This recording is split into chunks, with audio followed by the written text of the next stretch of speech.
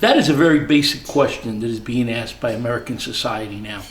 Are we Latins or are we Hispanics? Latinos is the cultural word when you use the street language, because you do Span-English, okay? But the English is Latin. Why are we Latins? Well, we're no longer bound by one language, because many of our children and our grandchildren may not speak Spanish, but are very inherited Latin culturally. We are a maternal society. We are not a paternal society. Our values are based around the mother, not the father. That in ourselves creates the Latin culture. We are extremely romantic. We are extremely emotional. All those things fall out into the Latin culture.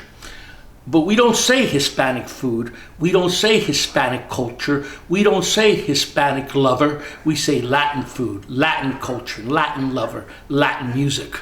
So what are we? We are Latins. If we go and look at our original dominating culture, within our culture, it has always been the Latin culture, either by assimilation, conquest, whatever you want to say, just like the Anglo culture, just like the Germanic culture, just like the Slavic culture. These are ethnic groups. These are not racial groups. They're not brown, white, yellow, or red. They're based on a culture. So what are we? We are Latinos in Spanish. We are Latins in English.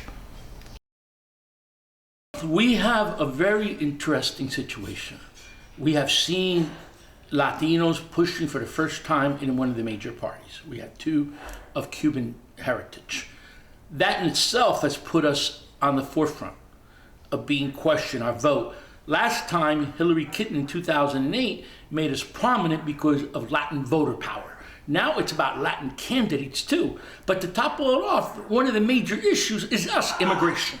So when you put these three things relevant, Latin voter power, you put Latin candidates, and you also put, well, some might not call them Latin candidates, but candidates from Latin heritage, okay? Let us go also to the third. You put Latin political power. You put all those things together.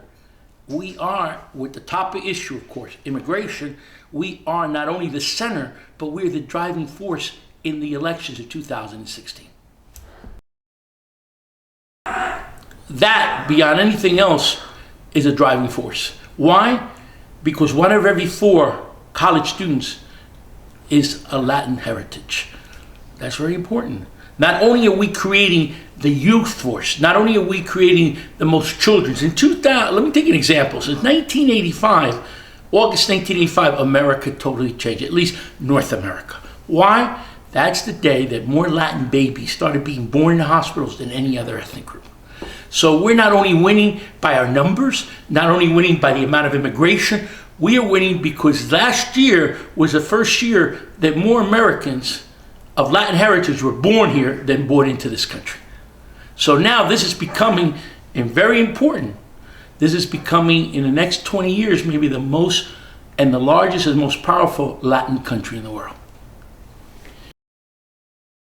Let us go back to what some of that mistake was. In the early 20s and 30s in this country, Mexican Americans were forced not to speak Spanish. Their children, just like Native Americans, were taken to what was called Christian schools and taught American Anglo-Saxon values. Well, Mexican Americans were being punished, and even their parents wanted them to learn English, because by knowing English you were superior. I don't find any culture to be superior to the other. I find culture is an expression of the human essence. There is no superior culture. They're only expressions of your humanity, of your interaction, of your family. We Latins are very family orientated. So our culture is the basis of our family. The greatest challenge, and in many cases Cuban Americans have expressed it, how to interact in American society and remain your identity. Not lose your heritage, not lose that Latin culture. To be successful in the marketplace, to be accomplished, yet remember what your father and your mother are about. Remember abuelitas arroz con pollo. Remember your grandfather's ayudando a abuelita hacer los tacos. Remember all those things, because those are what makes us a strong culture. The essence of our roots. We always revert to our family. In the midst of any crisis, the Latin human being reverts to the family unit. I always say, if I wasn't born Latin, I'd be trying to find a way to be